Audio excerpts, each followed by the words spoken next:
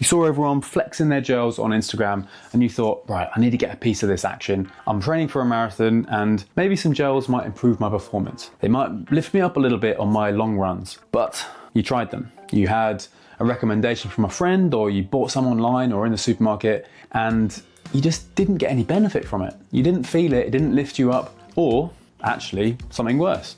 You tried it and you really noticed it, but not in a good way. You were getting stomach cramps or looking to find a porta toilet immediately. So what do you do in this case? You know that you need to fuel during your long runs to be able to run the marathon. And hey, people do it. People do take gels and they succeed. So what are they doing that you're not doing? That is the problem that we're going to try and solve in this video. Because taking gels isn't just about grabbing a handful of gels and hoping for the best. It's about taking them specifically in training, depending on the type of running that you're doing. Using them to support the different type of training that you're doing, and in the process, teaching your gut how to handle and absorb the carbohydrate that you're taking in without increasing the risk of having any issues. So if you're currently taking a gel late on into a run and then blaming that gel for when your stomach rebels or you haven't been lifted up with energy, then this video is for you. Because hey, there could be a few other factors going on and I intend to share with you what those other factors are so that you're clued up and know how to use these gels effectively on all of your training sessions and have a race plan that's going to allow you to have high energy all the way to the end. So in this video, you will learn the exact timing of when to take the gels, and specifically around sessions or during sessions to actually get the most out of them, and how to train your gut in the process. And I'm going to share with you a really specific piece of advice, specifically around gels and timing, that has come off the back of the blood glucose monitoring craze. And you might want to stick to the end because I'm going to be sharing with you how to make your own plan, personalized and tailored to you, using some gels that you know your stomach will be able to handle and is going to give you full energy all the way to the end of your marathon. Hi, I'm James Hudson, a registered sport nutritionist, and I'm the guy who's going to be helping you understand how to use gels. So let's clear up the biggest mistake I see, which is taking gels too late. But let me actually explain why and what's going on. So this is your carb stores and this is time. So over time, when you're running, your body will be using your carb stores. And if you keep running for a enough amount of time, you will get to the point where you'll cross contractile dysfunction and you'll really start to suffer. This is when you feel, I've been powering down. So if you get to the point where you're an hour and a half, 2 hours into the run, you're here. You're starting to notice that you're dipping low on energy. What's gonna happen is you'll take a gel, probably. Now, that gel is gonna slightly offset how quickly you are depleting your stores. So it might save you a little bit, but 5-10 minutes later, you are still low and you're still suffering. So you take another and it only extends it ever so slightly. So what's the solution to this? Well, have a think. I mean, if we just started taking a gel half an hour in, then actually we're gonna start offsetting that sooner. If we take another one sooner, we're coming here. And we'll get to the point where yes, we're depleting our carb stores, but actually we're finishing and we're nowhere near that suffering element. What happens though if we start taking one 5 minutes before or even right at the very start of the race? Well, we are offsetting it even more. So we're gonna have so much more energy at the end. So taking gels early and having them consistently coming through is gonna be a really helpful first tip. And hopefully this is a nice visual that explains why we need to do it. But don't stop this video just yet, because if you do that and start putting more carbs in early and you haven't trained your gut to be able to handle it, well, that's when the GI distress comes. That's when the stomach cramps and the emergency evacuations come. Let me help you solve this. So to help you solve this, we need to have some sort of gut training plan. But to be able to build that, really, you need to understand the purpose of what the gel is for. Now, the purpose of the gel is really to try and match up with the stimulus of the session. So whether you want to have more carbohydrate coming in exogenously, which means when you're eating it, compared with endogenously, which is the stores that you already have. So whether you want to have some coming in that you're eating really depends on what you're trying to get out of the session. And this is where you need to be critical and review your training and find out what the specific stimulus is from each session. Then you can eat to try and help achieve that. Now, I'm quite a visual learner, so I'm going to try and help you understand what each session is doing with regards to your petrol tank so that we can then build a gel plan around your training. Okay, so in all these examples, I'm going to be assuming that you're going into it with a fairly full petrol tank. Now, if you're going for a really social weekend run where it's conversational, you're not pushing hard, there's no strides, there's no hill repeats. If there's a hill, you might walk it, or you're just going out and having a really friendly, nice time. Then, because the intensity is a lot lower, it's more of a 4 or 5 out of 10, you're not dipping into your petrol tank quickly. You're actually coming more like this. So the requirement for offsetting that is less, because you can effectively go for longer without needing to fuel.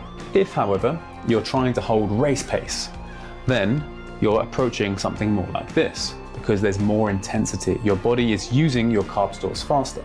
Now, one way of thinking about this is when you're doing that social run, your petrol tank, or your car, I suppose, is more like a hybrid. It's more like a Prius. It's not dipping in, it's not using as much fuel, it's got better miles per gallon. Whereas here, when you're holding race pace, well, suddenly you're driving a 4x4, something that is guzzling fuel a lot more because it's working harder, okay? But let's say now, Tuesday or Thursday session is gonna be intervals, hill repeats. You're doing something with more intensity. You're gonna be dipping into your petrol tank even faster. This is where suddenly you're jumping into a sports car and the fuel and the miles per gallon have gone way down. So now it's like this. So now we've got that little bit of information, we can actually extrapolate in terms of what's happening specifically in your day. So let's say you've got your weekend run, it's in the morning, you've had time to have breakfast and then you're going out. So actually, because you've probably eaten well on the Friday or Saturday evening, and then you've got up and you've had some carbohydrate a couple of hours before your long run, you probably are starting here with your petrol tank before this long, easy one. So actually, you probably don't need to have a huge amount of gels, if any, coming in during to be able to get through that. Do you or should you still try a gel? Well, I would actually say you might want to have a little bit. And the reason for that is if you've never used gels before, this easy run is a really good time to practice because you're going slower, there's more blood flow in your gut. And that's going to be one of the things that's going to help with the digestion. So if you're starting anywhere with your runs and you've never really tried gels, this easy run is the best place to start, and don't have much. We just want to probably start early, so I wouldn't necessarily start at 0 minutes, but if you're going out for an hour or 90 minutes or 2 hours, I'd probably start 20, 30 minutes in and just have a little something. If your petrol tank is already topped up, you should still be not suffering, but that little gel is just gonna be teaching your body that, hey, we've just got a little bit of carbohydrate coming in. We now need to learn to adapt to be able to digest that on the move. This is a good place to start. And if you're able to have a little bit, then you can actually build up after 1 or 2 runs of doing this and having a little bit more, and then a little bit more. And you're getting to the point here where although you don't need to fuel, your body is getting used to having more carbs coming in. That is going to be the first step in training your gut. Okay, next thing, race pace. So initially with your race pace sessions, you're probably, earlier on into your training plan, you're not holding it for very long. So these are the sessions where you don't particularly need to start with fueling during, because there's going to be higher intensity, so it's going to be harder for your gut to actually get used to having gels. And if you've never had them before, the higher intensity is going to mean you're more likely to struggle. So do a few runs, expose your gut to some gels coming in at lower intensity, so that it starts to adapt and get used to it. Then, as your training gets a little bit longer and your race pace ones go up, that's when we start throwing some in. Now you're thinking, hopefully we're starting with a full tank, so we don't actually need to do this to avoid suffering. But now we're exposing our gut to more gels at a higher intensity. So that's going to start training our gut to be able to handle that amount of carbohydrate at the race pace that we want. Now, if you're getting a little bit more used to having gels during some of your runs at increasing intensities, it might now be worth trying having some gels in these short, sharp, hard sessions. Why? Because they're gonna fuel the intensity. They're gonna not only fuel your muscles physically, but they'll also fuel your brain. So if you have something right at the start, here, although it's not really needed to actually offset your reduction in carb stores, what it will do is just make you want to push more. So what does that mean practically? It means you're running faster, you're doing more reps, And what that means is you're getting faster adaptation, you're getting a bigger stimulus. So you're actually getting the desired stimulus from the intense session by fueling with carbs during. However, I'd recommend easing in. So instead of starting with these super hard sessions, because there's a lot less blood flow in the gut, so it's going to make digestion harder, we want to make sure that you're used to having a little bit more carbs, then we move on to these sessions. That is going to be a nice process to start training your gut to get used to digesting and metabolizing carbs with less or with increasingly less blood flow in there. Now, as I mentioned before, I don't want you just to do this because then you might actually be getting GI symptoms. So we want to be putting some practices in place, which I'm going to explain in a second, to reduce your risk. Before I do that, I think if you know the type of session that you're doing and how much it's dipping into your carb stores, we can then start to put it into context of your life. So what do I mean by that? Let's say you're doing a interval session. You're doing one of these sessions here at 6 p.m. You're doing Run Club and it's a Tuesday evening. But you've reflecting back and you're thinking, I went out for lunch, had clients, and I had a salad because I was being healthy.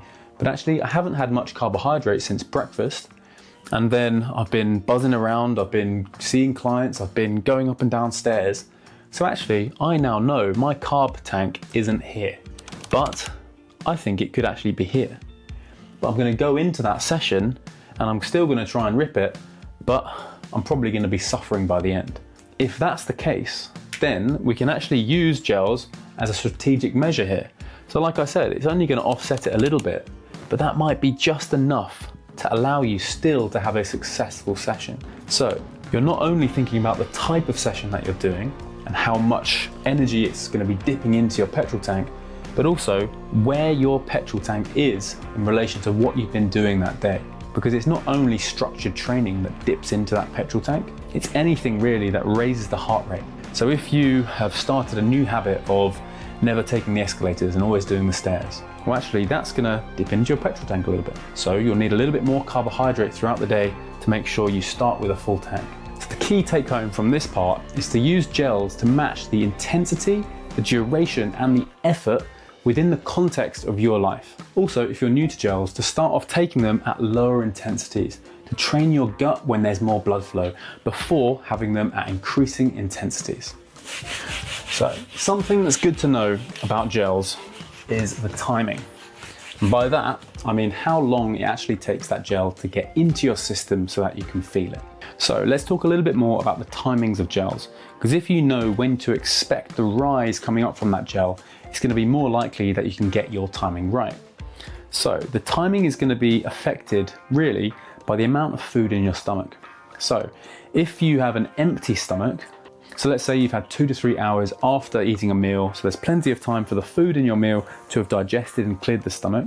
You've now got an empty stomach, then the gel is going to hit a lot quicker than if you had that meal and you've only waited 30, 40 minutes, food is still being digested, and then you take a gel. Because, let's think about it, if you imagine your stomach like a sink, if you've got a gel and you've got nothing in the sink, it's going to come down. There's no fat, fiber or protein in here, so it's going to whoosh straight down the sink. Therefore, it's going to be picking up in your system in 5-10 minutes. But if you've already had breakfast, even if it wasn't that complex, but you had maybe some toast with some peanut butter, let's say you've had that, it's coming in, that's still being processed in the stomach after say 30-40 minutes. You then go for your run and take a gel, that's going to be a bit blocked in the sink. So it's then going to come down more gradually and take a little bit longer. So it might be more noticeable, or it might, be less noticeable when you'd get that rise. So we're going to start talking about all of this as if you are running fasted. And I don't mean, oh, you haven't eaten anything. This is just on an empty stomach. So running on an empty stomach, what's actually going to be happening? So on my left-hand side here, I've got blood glucose, and then we've got time here. So if you take a gel, because it's just a big old whopper of sugar, if you're on an empty stomach, it's going to come in pretty quickly. We're going to see a rise in blood glucose, and then it's going to come down. This is if you're at rest. So maybe you're watching this now, hopefully really engaged, but you're sat there, your heart rate is at resting. If you have a gel right now, what's going to happen after 5-10 minutes? It's going to be peaking in your blood. But because your heart rate's not elevated, your body is going to have to release insulin, because your body doesn't know that this line isn't going to keep going up and suddenly your blood glucose is way too high. So it's going to release insulin. So a little bit after, you'll see a rise in insulin like this. Now, that rise in insulin is gonna be the thing that triggers this drop. That's why you get this drop. But if you then want to say, right, James, I've had a gel here. So I've taken a gel at 9 o'clock. Then at 9:30, I'm gonna go for my run. You're now starting your run on a hypo, because normally what happens if you take sugar, you come up, get a big insulin spike, it corrects it, you get an auto correction and come down low. If you're then starting exercising here, this is meant to be a runner, when you're on a hypo, that's when you start and you're like, oh, just don't quite feel right. Whereas if we change the timing and we start your run at 9:10, well then your blood glucose is rising, insulin hasn't come out yet. So you're starting your exercise here when your blood glucose is high, and actually you're like, oh, I feel great. Then the good news is your body just uses that. So actually you don't see the spike really, and you don't see this drop off either. So you just feel good. So the take home message from this is that to time your first gel 5-10 minutes before, or right at the very start of exercise, instead of having something sweet 30 minutes before. So these are some of the little sport nutrition nuances that I talk through with my clients to make sure that they're feeling good in all of their sessions. So if this is relating to you and you're thinking, I've tried to do this all in the past, but it hasn't quite clicked. And maybe I know that sport nutrition is an area of weakness for me, there's a gap in my knowledge, and I would benefit from some one-to-one coaching, then consider booking a discovery call with me to see if the Performance Accelerator program will be what you need to get you out of this hole. Righto, next up, dose and feel. How much and how frequently? So carb needs are gonna vary person to person, but as a general rule of thumb, aiming for 20 to 30 grams of carbohydrate every 20 to 30 minutes is going to be about right during your marathon. Whether you aim for the higher quantities of those is going to be down to the intensity. If you're really looking to push as hard as you can and you've already got experience having some carbohydrate coming in, then it might be worth pushing right up to that 90 mark. Otherwise, having around 60 grams of carbohydrate per hour could be about right. Remember, your gut takes time to adapt and get used to metabolizing carbohydrates on the move. So when you're working through your training plan, remember you're going to start having a little bit of carbs per hour. This might be as little as 20 grams per hour because you've had one 40-gram gel over 2 hours. But if you start increasing it, maybe you have a gel at like a 30-gram gel at 30 minutes and then another one at 90 minutes over a 2-hour run. That's going to be 30 grams per hour. We're going to start increasing that number. If you can start getting it to around 40 or 50, and then you start playing with race pace and you start increasing your numbers per hour, maybe up to 60 grams per hour, and you still feel good. So when you're playing with gels, you're looking through, you've got the smaller gels here, which range between 20 to 25 grams of carbohydrate. These might be quite good ones to start on. And actually, if you're going to be having, say, one gel over an hour, having one of these about 10-15 minutes in, so that you've got time to digest it, metabolize it, and then really notice the benefit in the last half an hour, it's probably a good thing, a good place to start. Then you might want to push on from, say, 25-gram gels up to 30, or even the 40-gram gels, or doubling down. So instead of having just one, you would have one at 20 minutes and one at 40 minutes to make sure that you've got enough carbohydrate coming in to actually start gradually ramping up your numbers. If you're trying to get to, say, 60 grams per hour, I'd recommend not just going straight for 60 grams per hour if you've never had a gel before. Start with 30 grams per hour. Then tweak the timings and the type of gel that you use to slowly increase. So after 2 weeks of doing 30, move to then 40 grams per hour. Then move to 50 grams per hour. So then on your next long run, you can hit 60 grams per hour, but your stomach can actually tolerate it and you feel good. I would avoid copying elite runners. So you might see some emails coming through about what X person did and that they had 135 grams of carbohydrate per hour. That is not going to be specific to you because you're not probably going to be holding the same wattage or intensity as they are for that sort of duration. So all that amount of carbohydrate is going to do is make you feel really, really sick. So let's start small and gradually build. Now, you'll also see some gels that contain caffeine. Now, I want you to use these strategically, not habitually, and don't just take them by accident because you might come a cropper. If you're someone who really struggles with cramp, for example, having lots of caffeine coming in can increase your risk. Also, if you're someone who trains in the evening, then having caffeine late at night, well, not even late at night, but having caffeine in the early afternoon or late afternoon could seriously decrease your sleep quality. So my guidance on caffeine is to target 1, 2, or even 3 sessions across the week where you want to get maximum intensity. So you're either, if we imagine my line there, if you're doing race nutrition and you want to use some caffeine during the race, that would be a good one to practice it on so that we're mimicking it. Or if you've got a training session where you're doing intensity and you really want to be able to push, well, if that's a Tuesday evening, maybe won't do it on that one. But if we've got a session on a Sunday morning, for example, that could be the one where we want to really push and try and deliver some quality. Now, what the science shows around caffeine is having between 3 to 6 milligrams of caffeine per kilogram of body weight. But I would save that recommendation for race day. Obviously, if you're going to be doing something on race day, you need to have practiced it in training. So my guidance is when you have your race pace runs, to start experimenting with lower doses of caffeine and note down how you feel. So if you have a training log, or if you're using Strava, or you've got an app on your phone, write down when you took the caffeine, how much you took, and how you felt. Regarding how much you take, try and write down the amount of milligrams of caffeine. That's going to be that key piece of information, because then if you're looking to get up into the 3 to 6 milligrams of caffeine range, you will know how much you need roughly. But also remember that the minimum effective dose is what we're looking for, especially in training, because then you're less likely to reduce your quality of sleep. I'm now going to tell you how to get caffeine right in your marathon, because hey, if you get it wrong, you've got increased anxiety, you've maybe got jitters, you've got increased risk of cramp, and possibly GI issues. But if you get it right, you've got reduced pain so you can run faster. You've got better focus and a faster finish.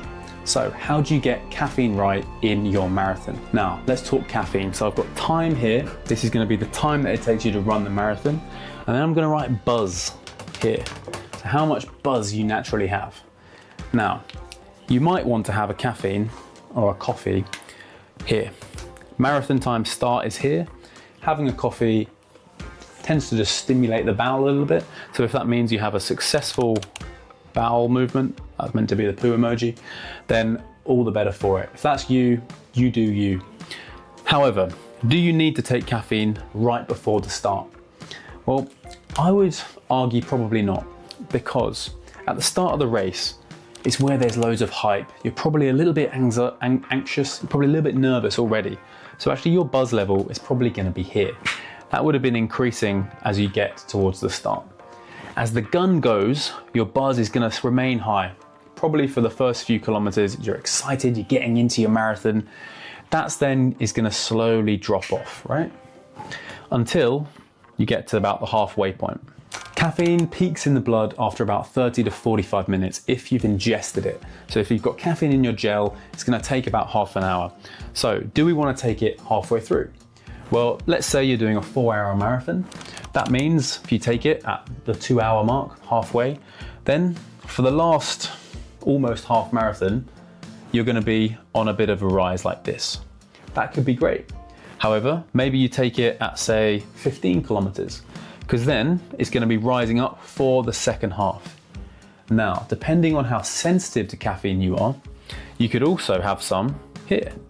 Because actually, if you took some, you handled the initial buzz well, you feel good, then after the first 10K, so maybe you have one at 10 or 15K, you get a little rise from caffeine that starts to come down. But then you take another hit here, we can be like this. Now, this is where we need to know what your level of caffeine is. And this is what we practice in training. Where do you feel good versus where you've had too much jitters? Because as an example, let's say you take caffeine here and you can't plan for race day. You can't do a mimic of race day. So you're not going to know exactly how you feel. So you come up, you're quite excited with the buzz, but you've taken an extra coffee. So now you're here, and this is where we don't feel good. This is where the GI issues happen. So race day comes, we want to wait.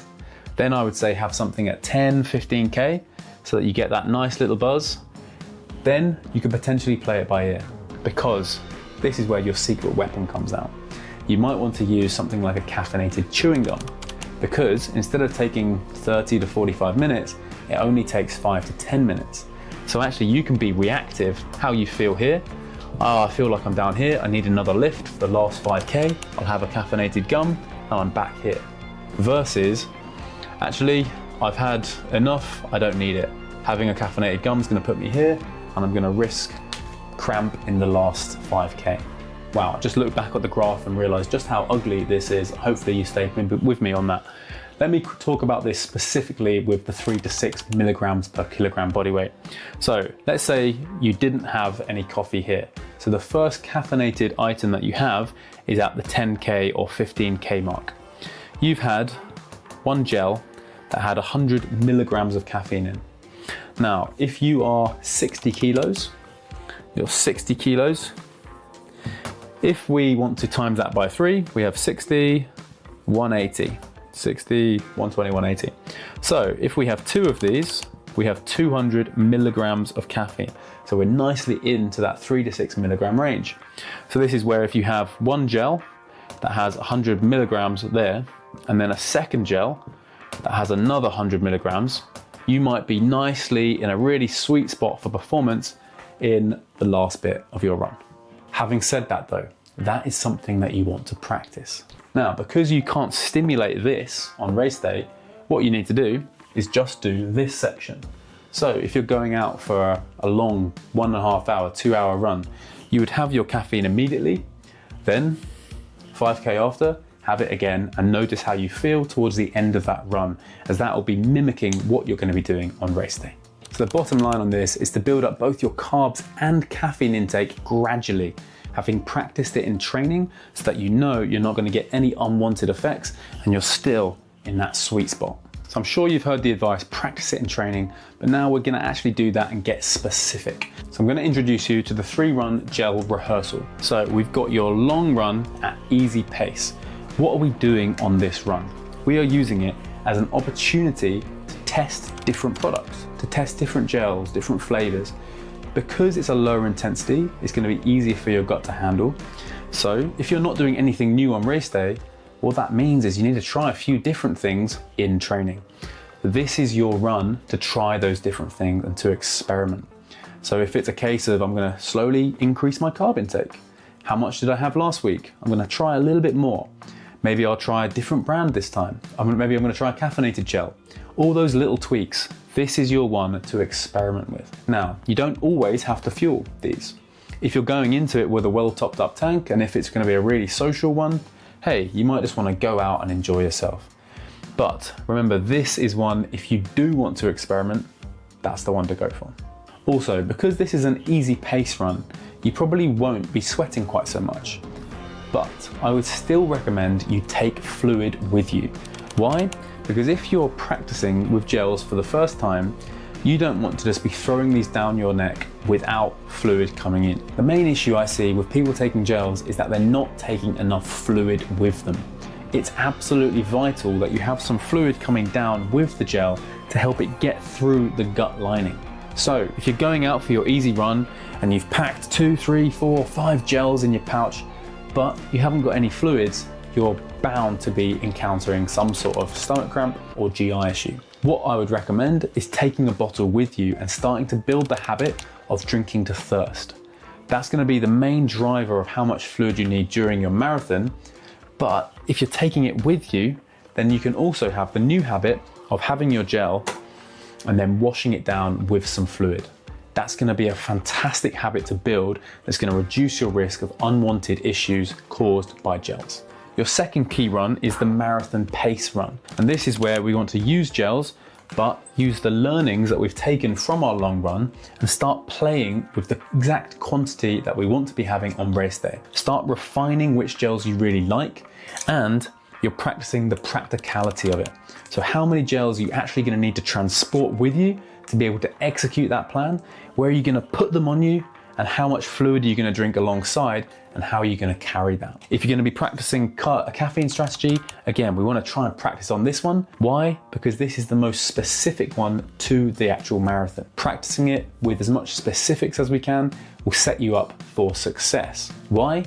Because if your body has already been through that, then it's going to come to race day and there's not as many new things. So there's not as much anxiety in that space, and actually you're just going to be able to go out there and smash it, because it's only going to be the last 5 or 6K that you haven't done before. Finally, the last of the 3 runs that you might want to consider carbs on is those interval sessions. Now this is, remember back, this is when you're using your Ferrari, this is when you're using the most fuel. So having some carbs to support the intensity there might just make you feel better. I would strongly recommend making notes, how much carbs you're having, whether you had it 5 minutes before, 20 minutes in, how you felt at the end, whether you were able to actually push in the last set, or if you were the one just saying, actually, I'm just gonna have a chat with Joan and chill out. No, we want you to be able to rev it, because the more stimulus that you get out of these sessions, the faster you will be adapting. Interval sessions, or your hardest session of the week. This is one where if you've already started exposing your gut to more gels, this is one where you can then start to practice and notice how those gels actually start driving intensity. So how it makes you feel. So maybe have something either 5 or 10 minutes before, or right at the very start, or even 5, 10, 15 minutes in. But don't wait that long, because we actually want to be able to get the benefit of this gel. So if the session's only 45 minutes, if the gel's gonna take 10, 15 minutes to come into your system, we don't want to be taking it half an hour in, because we're not getting the benefit. So take it early and really notice and feel if you can actually push. Use that to drive more adaptation.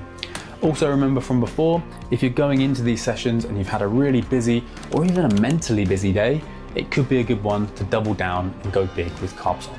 So the take-home message here is to use training to test your carb type, your carb timing, and your caffeine strategy.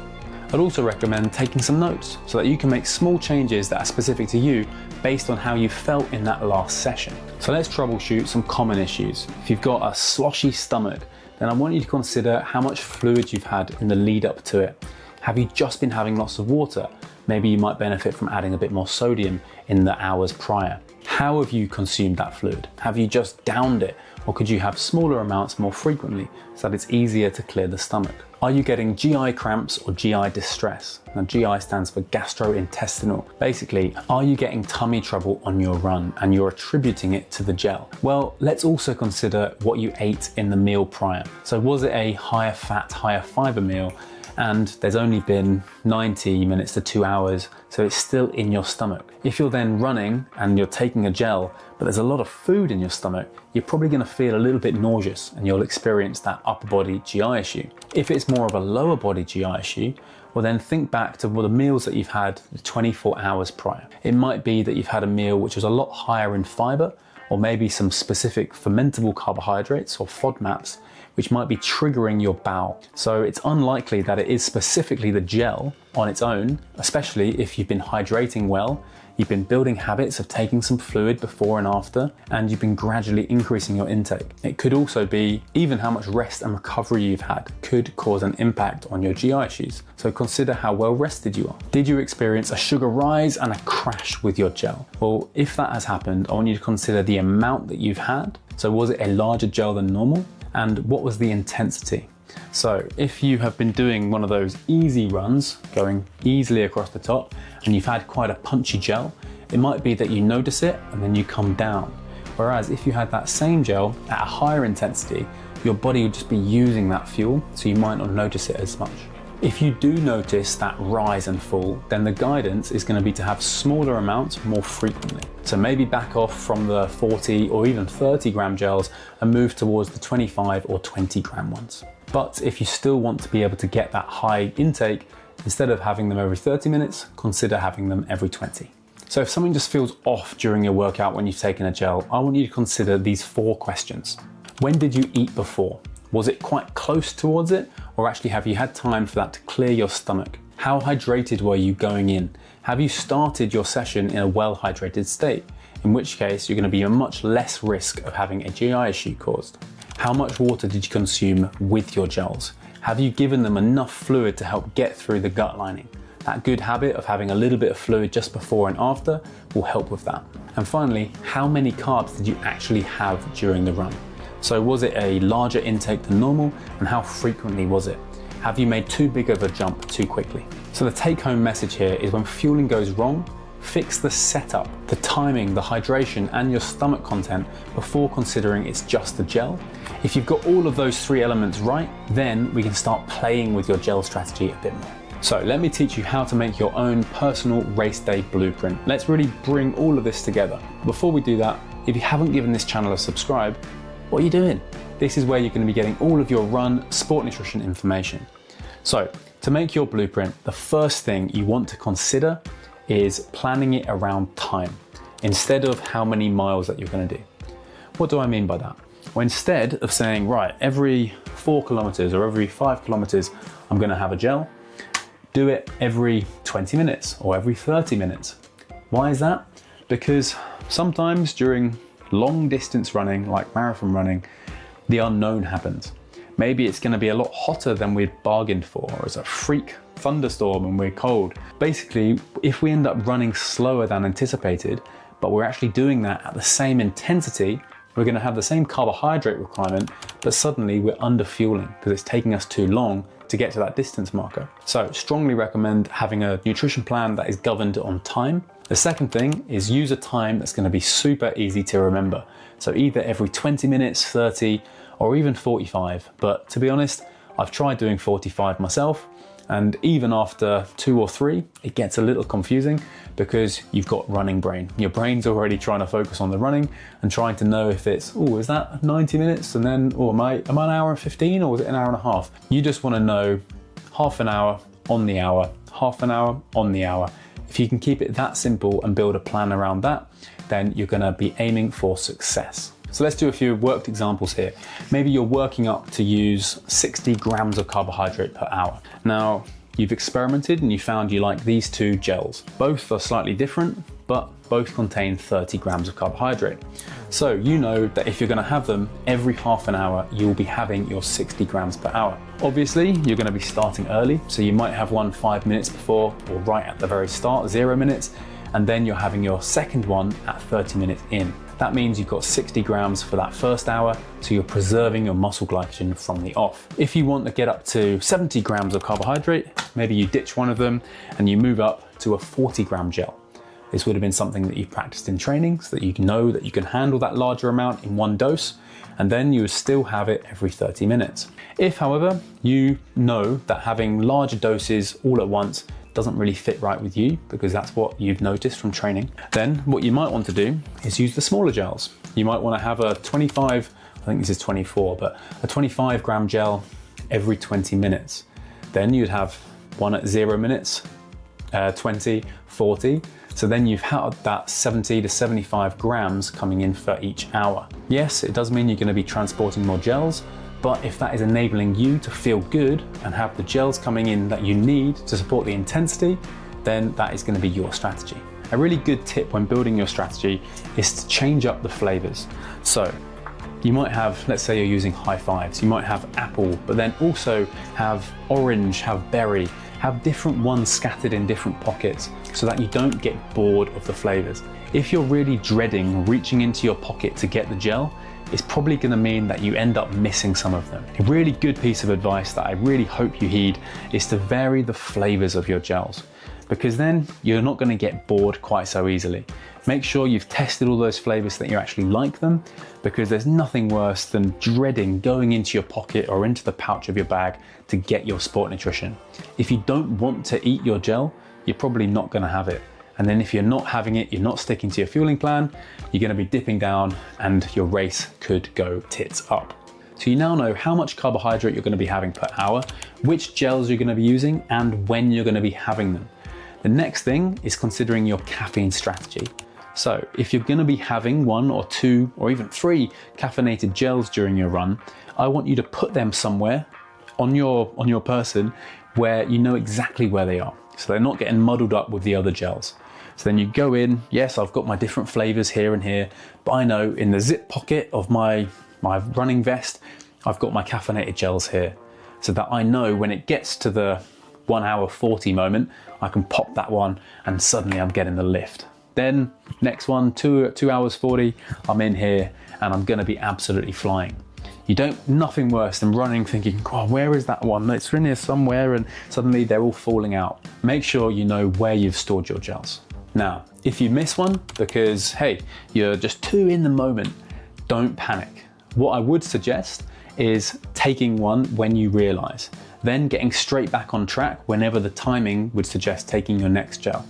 This might mean you take a couple of gels quite close together, but the beauty of having experimented with lots of gels in training at different intensities is that your gut should be able to handle having a larger amount of gel coming in a closer amount of time. So simply take it and then resume the plan. Make sure you have that water alongside though. The final thing to do is to do a dress rehearsal. So you've got your race day blueprint, you know exactly what you're having, when you're having it, where it's packed. Then what you need to do, and this is probably the penultimate race or long run before your race, is you need to try and mimic race day as much as you can. So look up what time it's gonna be starting and then head out for your run at that time, having had breakfast at the same amount of hours before, having the same type of breakfast, drinking the same amount of fluid that you're gonna have after breakfast between the race. And then when you succeed, when you smash it, and when you feel good running 30, 35K, you know that on the race, actually, there's nothing to be worried about. It's only an extra 5 or 7K.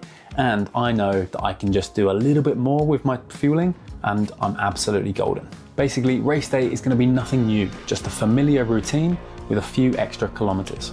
So your key take-home points from this section: plan your fueling based on timing, keep it simple, and rehearse everything before the big day. All right, so remember, gels are a tool for pace, and you can use them in the context of your life to bring up certain sessions when you've had a busier day.